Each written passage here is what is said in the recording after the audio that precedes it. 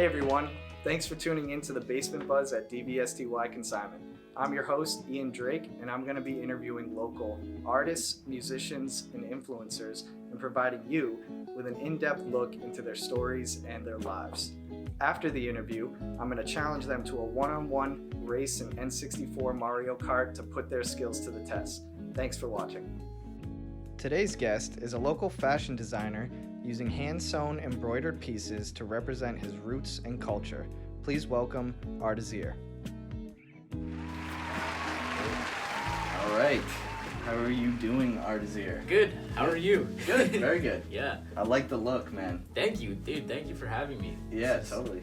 I really love this setup. Yeah, no doubt, cool. man. Yeah. Yeah, I mean, this totally epitomizes what I think of when I think of ARDZIR. Yeah. Yeah, absolutely. Goggles. Yeah.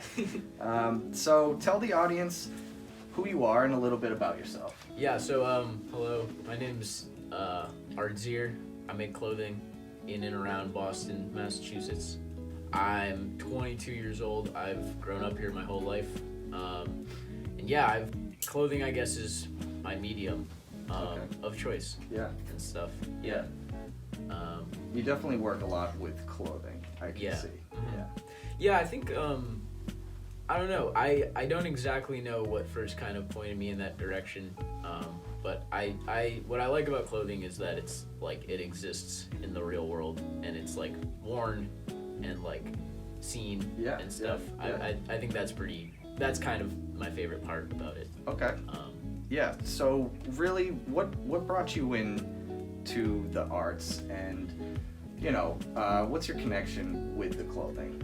Yeah, I mean, both my parents are artists. My mom went to school at the MFA right in Boston. Okay. So like I grew up in a very artistic household. So I was always like really surrounded by that and like encouraged, which was great. I always kind of like doodled and stuff and just like did whatever. I think just like kind of standard stuff you do growing up as like a kid who makes art. Sure. So your parents really they're supportive of. Obviously, they're supportive of the arts, and they were supportive of you kind of pursuing a career in the arts as well? Yeah, definitely.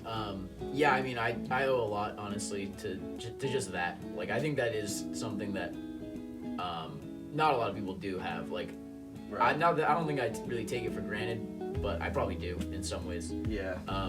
But yeah, I think that's like kind of the biggest part is just like encouragement from an early age. I find that's kind of what makes a lot of people like, I guess. Yeah, it kind of pushes them in the direction. I think like parents have a huge influence, obviously, on which direction their children kind of can go in, right? So it's like some parents are like, we're gonna raise a kid and he's going to become a doctor. Yeah.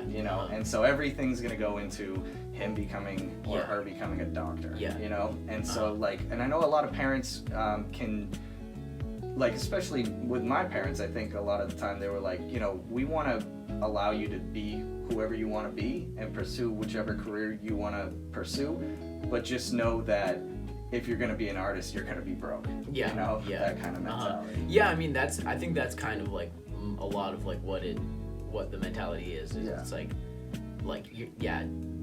know that if you go into this, like, most likely it's not going to like bring you a lot of like material wealth or anything. Yeah. So, but I mean, but that's not always the truth, though, right? Because like there are certainly, art can expand into a lot of directions. That's the thing. Like, it's kind of like, I mean, maybe if you're just a fine artist or like a painter, then it's probably pretty hard. But like, I don't think art is at all that kind of compact. I feel like it like exists in so many different disciplines that you kind of wouldn't think it would.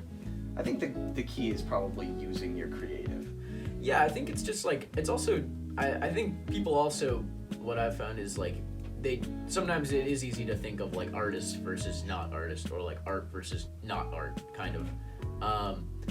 But I think that's just not really the way it is. Like, I think everyone like has creative like ambitions, kind of, and maybe it's not painting, maybe it's not drawing, but it's something else, and I think that's not really like much different in a lot. That's good. So I gotta ask, what does freedom of expression mean on the way over, and that was actually kind of the one that I was thinking about the most. I think it kind of ties into the parent one almost, where like the idea of like freedom of expression, a lot of it does kind of tie into like what you're surrounded by and like what you're able to do. I mean, I think the biggest, if you talk about like limit to freedom of expression, would be for most people just like economics or something. Like, I think it is difficult for people to pursue their creative passion or whatever because it's not whatever, like it doesn't bring money. Right. And I think that's honestly like the biggest thing I could think of as like a possible inhibitor. Yeah. So we live in a society where it does allow, probably more so than a lot of cultures, it allows for the freedom of expression. You know what I mean? And so I could see how it can depend on where you live, you know what I mean, as far as what your ability to express yourself is. Yeah, that's definitely true. I mean, in Boston, I think there's a lot more like accepted freedom of expression, I guess, or just like being able to make different statements than probably, if you grew up in maybe a more conservative place or something. But, I mean, I don't know. So I'm interested to know, who was ARDZIR in high school? I was I was still just me. I mean, I went to Boston Latin, which is right around here. Yeah. But I really didn't exactly ever really think that like I would be able to like either pursue this or like do much with it. In high school I wasn't really thinking about that. High school is really just a bubble. Like it's I think once you get out of it, you start to see like the things you really can do. But I enjoyed high school. I mean, I was in the improv troupe. You were in the improv? Yeah. Oh, cool. That's fun. That's fun. Yeah, I know. Did you have like a group of friends who were kind of like had the same type of outlook on life as you did? Yeah, I've got a lot of like my biggest like inspirations are like friends that I knew in high school and stuff. I think I met a lot of cool people then that inspired me a lot, I guess. Cool. Yeah. I mean, Boston, the art scene is interesting in Boston because I think it gets people usually say that Boston has like no art scene, and I think it has a lot less of like a formal art scene than a lot of places. But I think if you do actually like kind of meet people and get to know people, it is much richer. Well, especially in this, like in the Jamaica Plain area to Roslindale, Jamaica Plain. I mean, it's definitely a high concentration. Same with Cambridge, probably. Yeah, if you do get to know people and you do look, you will find like great spaces and stuff. Like there's so many really cool like house show venues and stuff that I've gotten to like see and stuff, and I think that's like really great. So, absolutely. Describe to me what a typical day is like for ARDZIR. Well, I'm still in school. I go to BU. Some days I have class, which generally goes from like 10 to 6.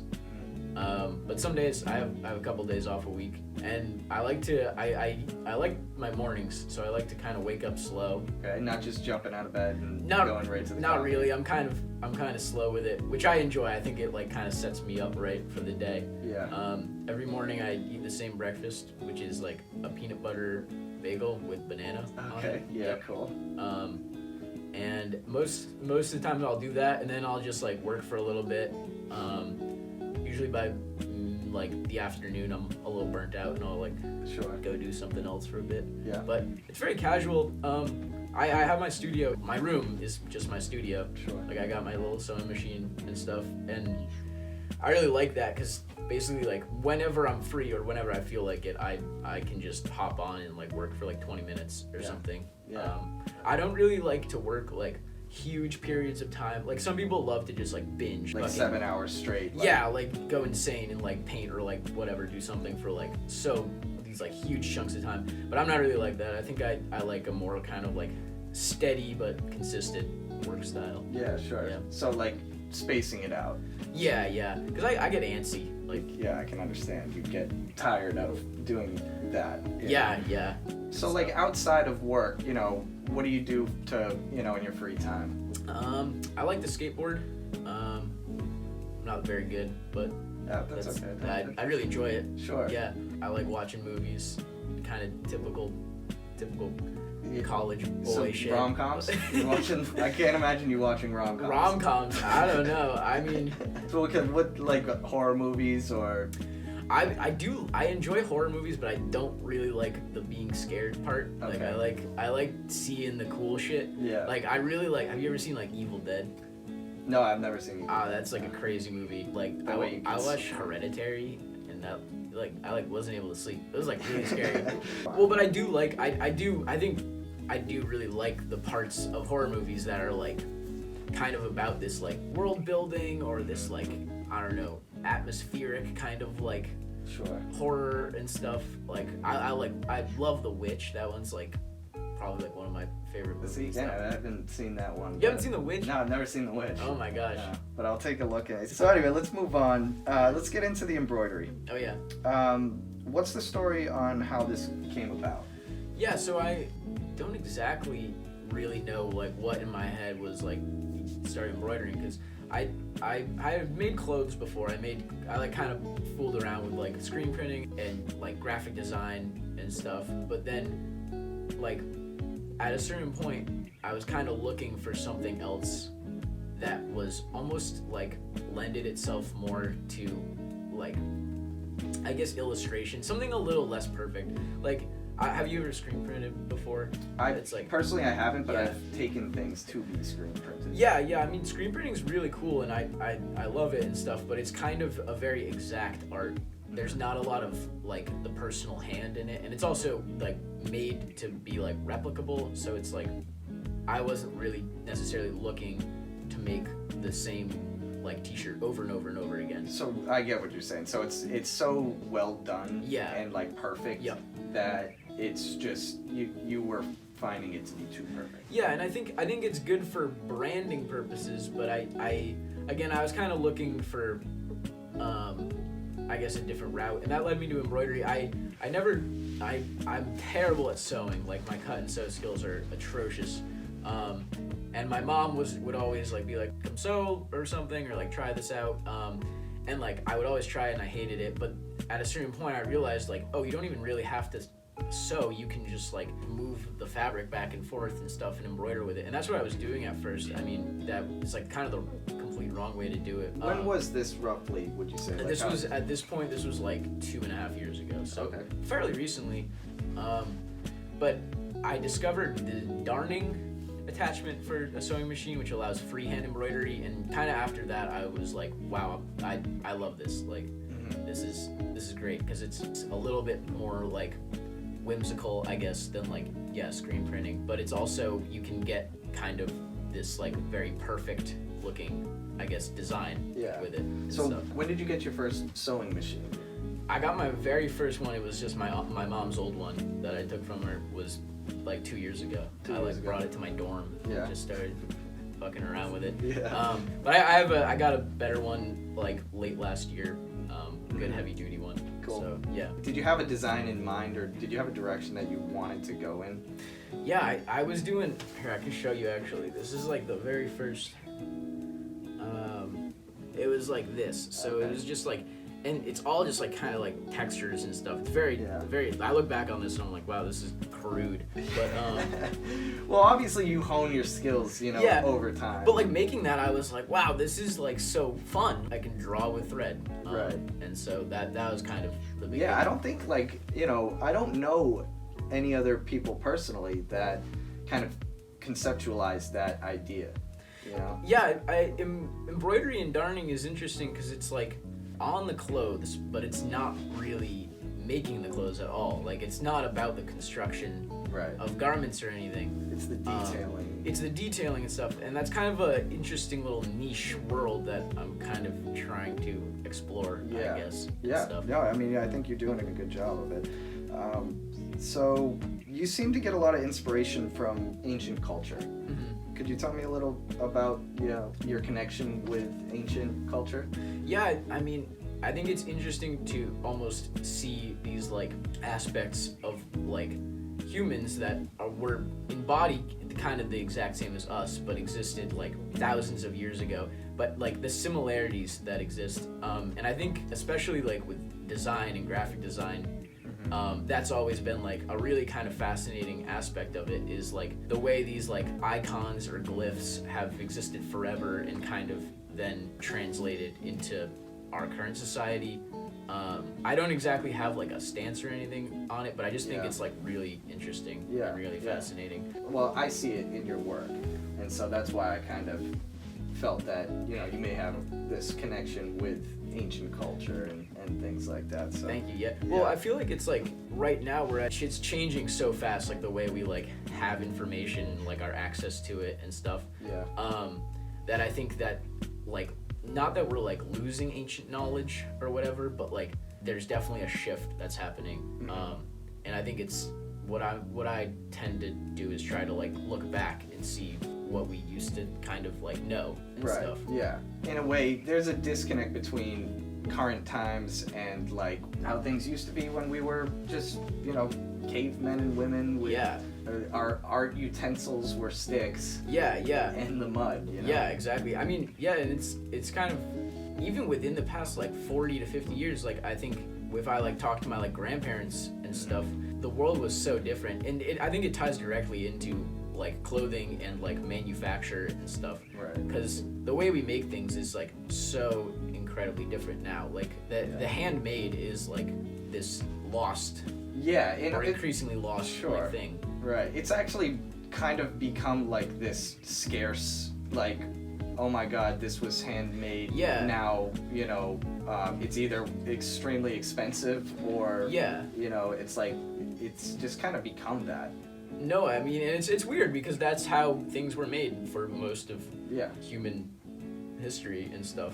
So what's your stance on that, good or bad, as far as like the way that things are produced nowadays and kind of the consumerism that we have? I mean, I think in this country I think there's been some pretty bad like outsourcing policies that have really hurt a lot of people.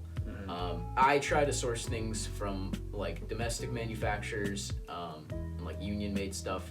No, your sourcing is good, and the consumerism mass production type of thing is not so good. I mean, it's kind of, I don't know, I think there's been a large stagnation in this country of like progress on that front. Like I think the emphasis is consumer goods.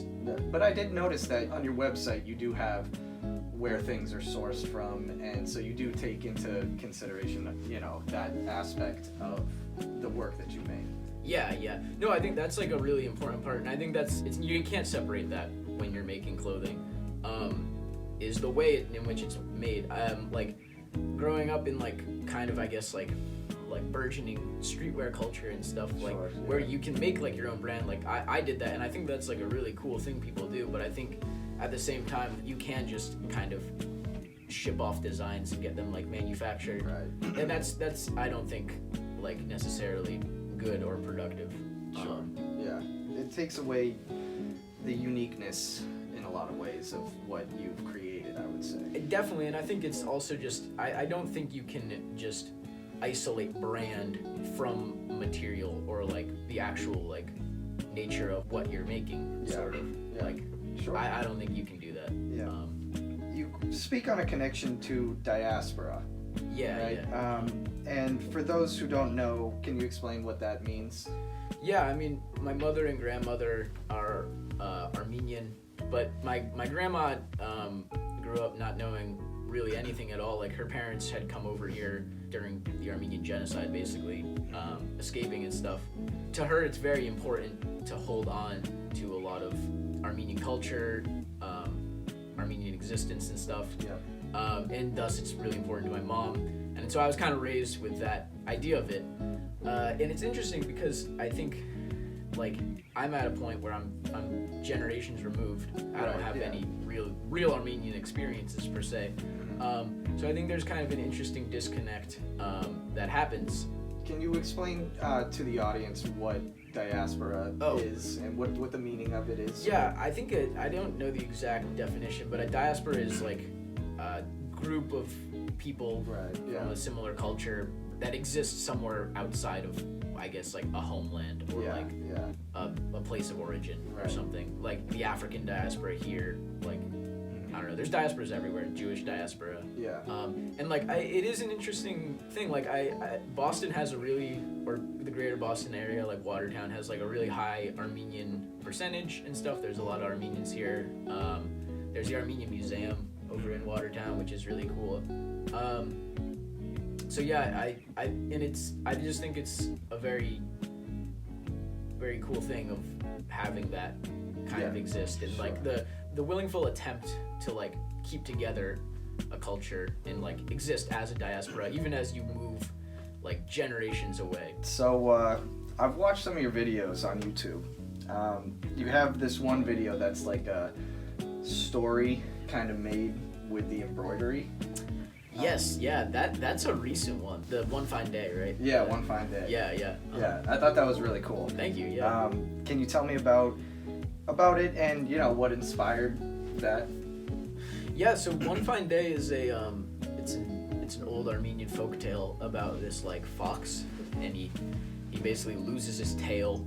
He gets it cut off by this old woman because he like drinks her milk, and then he goes on this like wild goose chase to like basically get a bunch of shit to get his tail back. It's really like, I think, kind of relates to diaspora because it's about kind of this like endless search for a conclusion, I guess. Okay. But like it never really comes. Like every time he like thinks he's like making any progress, he immediately like he takes a step back or something, or like a bunch more questions are open. The concept itself of taking your craft and what you do, you're an expert at, and then combining it with a story related to your history and culture of your family, I think it's just a cool concept. Thank you. Yeah. No, I was looking at a way, and I think that story is a good way to say something, or it's like representative. Some of the videos are very, very interesting. Thank you very much. Yeah. It's definitely not the prototypical branding that you would see.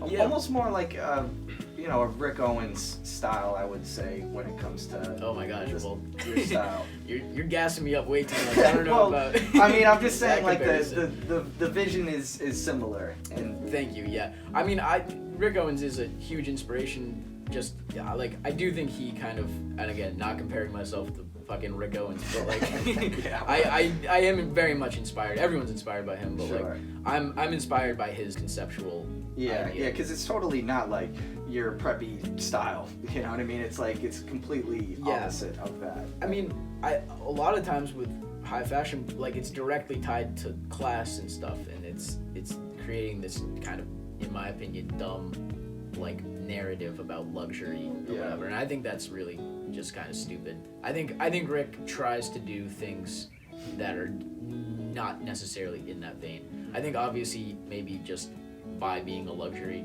fashion brand, he might fall into that occasionally, but I think his runways is like where you do see kind of that super conceptual nature and stuff. It's a tough one because the pro and con of like clothing and fashion is that it's marketable, kind of like you are selling a product, and that's good in a lot of ways for like people that make clothing. Like it's I think it's a really good way to like economically support art and stuff, but at the same time that comes with consumerist bullshit. Yeah, totally. So I was watching a video, an ARDZIR winter 2019, and one of your models tripped. And was that on purpose, or was that part of the design, or did that just happen by accident and you kind of left it in? That was accidental. He played it off fine, if it wasn't intentional. He just continued the catwalk kind of circle. That one feels old at this point, even though it was just a couple years ago. I know, but it was a while ago. Yeah. Are you the director, I would say, of when you do these releases? Are you the director? Yeah, I mean, I'm the director. I kind of do everything. I guess director, editor. A couple of the videos also, you know, you're standing in front of what looks like a giant rock wall. Yeah, basically. that one, that's the Pancake Hill one. Yeah. Okay, that's Pancake Hill. Yeah. Yeah, and you kind of described, you know, like what the vision was in that release, I'd say. Yeah, that one, I think, thinking about that one, even just compared to the 2019 one, like, I think that was at a point where I was starting to think more about, like, material. I was starting to think of, like, the way in which I'm making and, like, how it's important. Yeah. So I wanted to take it to, like, a natural sort of setting, somewhere in the woods. Yeah. Kind of. Yeah. And you definitely accomplished that. Thank you, yeah. But that was kind of a time when I was experimenting a lot with, like, natural dyeing, and I was really kind of awed by, like, what I felt was, like, a new wealth of knowledge that I had discovered of, like, holy shit, like, you can dye all this shit with, like, with completely like natural stuff. Avocados, indigo, stuff like that. And I mean, that's not obviously new knowledge, but, like, for me it was. And so I that's kind of where that one came from. Cool. Do you work another job? I know you're in school, so is it just school and doing this? Right now it's just school and this. I work during the summers, but yeah, I make enough. It's good. It's like, I'm very grateful to anyone who buys anything from me, and it does help a lot to kind of just, like, keep me going. Sure, absolutely. It's good, like, grocery money or whatever while I. And it must be gratifying at the same time too, to know that your concept and your what you're putting out there is appreciated. Oh yeah, no, I mean, that's, like, the most heartwarming part is I can't believe it when people, like, will spend money on some shit I make, like. Dude, but your shit is good, so Thank you know, at some point in time it's gonna hit you. Okay. You know, where it's like, all right, yeah, this is, you know, I'm onto something. That's really the thing. Thank you, G. Yeah. So, thank you so much for coming and doing this interview. Yo, thank you for having me. So had fun at the Basement Buzz. So, would you tell the audience, like, you know, where they can find you, where they can see your stuff? Yeah, follow me on Instagram, IG at ARDZIR, ARDZIR. And then you can find my stuff. You can look at it at www.ardzir.online. Cool. And that's that. Very good. Yeah, awesome. Thank you so much. Oh, and before we wrap it up, want to show the audience a little bit, some things that you've made, and, you know, some of your new releases. Yeah, this over here is a bug tee. Started making these a bit ago. I've been fooling around with these, like, insect forms. This one's kind of like a roach. And then this over here is a jacket I made with scraps of rugs that came from my grandmother's uncle's rug factory. So they've kind of got a lot of history to them. It's like a personal piece, but yeah.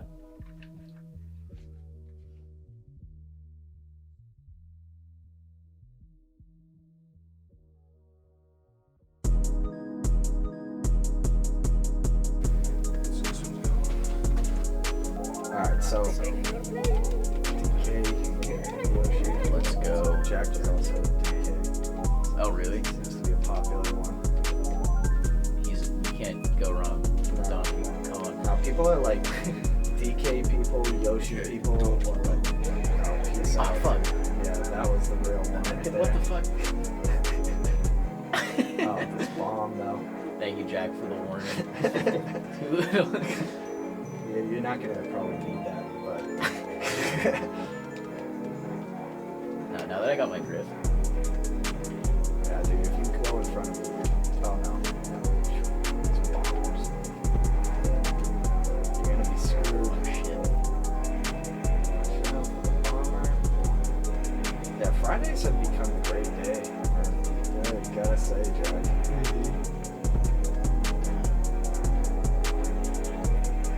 Have you, like, heard of, like, isn't there, like, a crazy cheat code in, like, in this one? That they, like, took out in the other ones? Where, like,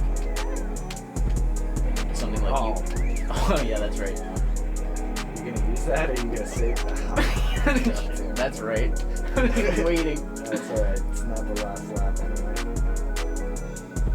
Comes down to this, dude. Down to the wire, man. Oh my god. Yeah, finally. Oh yes, yes. Finally.